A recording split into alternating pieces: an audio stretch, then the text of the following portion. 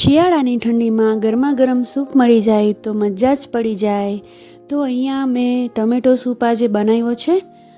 ફક્ત 2 જ ઇન્ગ્રેડિયન્ટ્સથી એકદમ ઘટ્ટ અને સરસ એવો સૂપ આજે બનાવ્યો છે. અને આમાં મેં કાંદા કે લસણનો ઉપયોગ નથી કર્યો, તો કોઈ પણ બનાવી શકે છે સરળ રીતે અને ખાઈ શકે છે. હેલો ફ્રેન્ડ, સ્વાગત છે તમારું મારા કિચનમાં. તો ટમેટો સૂપ બનાવવા માટે મેં અહીંયા મીડિયમ સાઇઝના 6 ટમેટાં લઈ લીધેલા છે અને એક મોટું એવું ગાજર લઈ લીધેલું છે. તો આપણે ખાલી આ 2 જ ઇન્ગ્રેડિયન્ટ્સથી ખૂબ સરસ ઘટ્ટ એવો સૂપ બનાવવાના છે. આમાં કોર્નફ્લોર કે કશું જ એમાં એડ નહીં કરીએ. હવે અહીંયા ટમેટાને છે સરસ રીતે ધોઈ લેશું પાણીથી અને એને મીડિયમ સાઇઝના ટુકડામાં કટ કરી લઈશું. તમે આને મોટા ટુકડા રાખો તો બી કંઈ વાંધો નથી, કેમ કે આપણે એને કુકરમાં જ બાફવાના છે.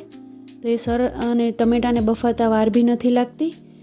તો હવે આવી રીતે આપણે ટુકડા કરી લઈશું. અને એવી જ રીતે આપણે અહીંયા ગાજરના પણ ટુકડા કરી લઈશું. ગાજર છે આપણી આંખ માટે ખૂબ જ સારું છે, આપણી આઈ સાઇટને ખૂબ જ સારી કરે છે. તો ગાજરને પણ આપણે ખાવું જોઈએ. તો ગાજરને પણ હું અહીંયા ટુકડા કરી લઈશ નાના નાના, અને એનો જે વચ્ચેનો વ્હાઈટ ભાગ છે એને હું કાઢી લઈશ અહીંયા, અને સરસ એવા ટુકડા કરી લઈશું. આ સૂપ આપણે નાનાથી લઈને મોટાને બધાને ભાવે એવી રીતે આપણે આજે તૈયાર કરવાના છે. જે ટમેટો સૂપ છે તો લગભગ બધાને જ ભાવે, અને શિયાળામાં તો સૂપ પીવાની ઈચ્છા બહુ થાય અને બહુ મજા આવે. તો અહીંયા હવે બધું સરસ રીતે કટ થઈ ગયું છે. એને હું કુકરમાં એડ કરી દઈશ અને 1 ગ્લાસ જેટલું પાણી આપણે એમાં એડ કરી દઈશું. એપ્રોક્સ 200 થી 250 ml જેટલું છે પાણી. અને એમાં હવે હું સ્વાદ અનુસાર નમક, એટલે અડધી ચમચી જેટલું નમક અને 8 થી 10 જેટલા કાળી મરીના દાણા છે એ હું એડ કરી દઈશ. અને એને બંધ કરીને આપણે 3 થી 4 વિસલ જેટલું થવા દઈશું. એટલામાં એ સરસ રીતે પાકી જશે, બફાઈ જશે. અહીંયા મીડિયમ ગેસ પર આપણે એને મૂકીશું કુકર. આપણે હવે ચેક કરી લઈશું આ 4 વિસલ પછી. આપણે ચેક કરી લઈશું કે આપણા ટમેટો અને ગાજર છે સરસ રીતે બફાઈ ગયા છે કે નહીં. તો તમે જોઈ શકો છો એકદમ ગળી ગયા છે આપણા ટમેટો અને ગાજર બંને. આપણે હવે એને બ્લેન્ડરથી બ્લેન્ડ કરી લઈશું. તમે એને મિક્સર જારમાં લઈને એવી રીતે પણ પીસી શકો છો, અને બ્લેન્ડરથી પણ ઇઝીલી પીસાઈ જશે. શિયાળાની સિઝનમાં ટમેટો અને ગાજર બહુ જ સરસ મળતા હોય છે. અહીંયા મેં ખાલી સાદા ટમેટા નોર્મલ મળે છે તે જ લીધેલા છે. તમે એમાં દેશી ટમેટા પણ એડ કરી શકો છો.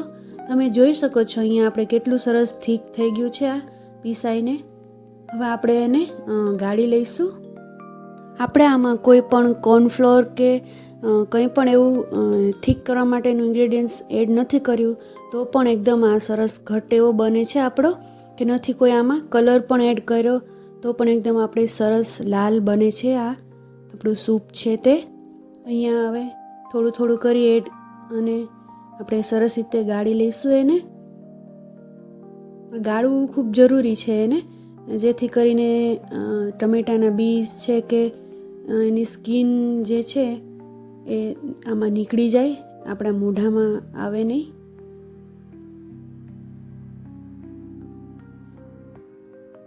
તો અહીંયા ઓલમોસ્ટ આપણું ગળાઈ ગયું છે સૂપ છે તે. તમે જોઈ શકો છો કે એકદમ આમ નહીં એટલું જ વધ્યું છે. તમે જોઈ શકો છો કે આ ટમેટોનું સૂપ છે જે કેટલું સરસ થીક અહીંયા બનીને રેડી થયું છે. પણ આપણે હજી એને વઘાર કરશું અને ઉકાળશું તે ઓર થીક થશે. તેમાં આપણે આગળ પાણી પણ એડ કરીશું. તો આ વઘાર કરવા માટે હું અહીંયા અડધી ચમચી જેટલું તેલ લઈ લઉં છું. તમે ઘીમાં પણ વઘાર કરી શકો છો. અને એમાં ખાલી 1/4 ભાગની ચમચી જેટલું જીરું એડ કર્યું છે અને હિંગ. આ વઘાર એક ઓપ્શનલ છે, તમે ના ચાહો તો એમ જ સૂપને ઉકાળી અને પી શકો છો. અહીંયા વઘાર મેં કર્યો છે. હવે એમાં આપણે સૂપ જે છે એ એડ કરી દઈશું અને એને ઉકળવા દઈશું થોડી વાર. અને એમાં આપણે હવે છે એ પાણી એડ કરી દઈશું થોડું. તમે તમારી કેટલું ઘાટું જોઈએ અને કેટલું પાતળું એ પ્રમાણે પાણી અહીંયા એડ કરી શકો છો. એના પછી હું અહીંયા થોડું કશ્મીરી લાલ મરચું પાવડર છે તે એડ કરું છું, એક ચોથા ભાગની ચમચી જેટલું, અને ચોથા ભાગની ચમચીથી થોડું ઓછું એવું નમક અહીંયા મેં એડ કર્યું છે, કેમ કે આપણે બાફવામાં પણ નમક એડ કરેલું છે, એટલે એ પ્રમાણે આપણે અહીંયા નમકને છે તે એડ કરીશું. અને હવે આપણે કાળી મરીનો પાવડર પણ એડ કરી દઈશું, એ પણ ચોથા ચમચી જેટલું છે, કેમ કે આપણે બાફવામાં પણ એને એડ કરેલી હતી એટલે વધારે નહીં નાખીએ. અને હવે એને સરસ રીતે મિક્સ કરી લઈશું. અહીંયા મેં અત્યારે ગેસ લો ટુ મીડિયમ જ રાખેલો છે, એના ઉપર જ આપણે એને ઉકાળીશું. હવે મેં અહીંયા 1 ચમચી જેટલું લીંબુનો રસ લઈ લીધેલો છે. જો તમારે દેશી ટમેટા યુઝ કરેલા હોય તો લીંબુની જરૂર નહીં પડે. હવે આપણે મેં 2 મિનિટ માટે એને હાઈ ફ્લેમ કરી લીધી છે અને આપણે એને સરસ ઉકળવા દઈશું. તો ઉકળીને પણ બહુ સરસ આપણું એવું થીક રેડી થઈ જશે સૂપ છે તે. તમે જોઈ શકો છો કેટલું રિડ્યુસ થઈ ગયું છે અને આપણું એકદમ સરસ ઘટ એવું આપણું ટમેટો સૂપ છે તે રેડી થઈ ગયું છે. તમે પણ આને ચોક્કસથી ઘરે ટ્રાય કરજો અને મને કમેન્ટમાં જણાવજો કે તમારું સૂપ છે તે કેવું બન્યું છે.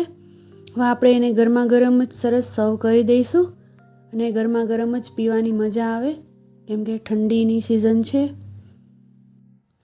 જો તમને મારી આ રેસીપી ગમી હોય તો મારી ચેનલને સબસ્ક્રાઈબ કરવાનું નહીં ભૂલતા અને તમારા ફ્રેન્ડ્સ અને ફેમિલી જોડે શેર પણ કરજો ચોક્કસથી. Thanks for watching.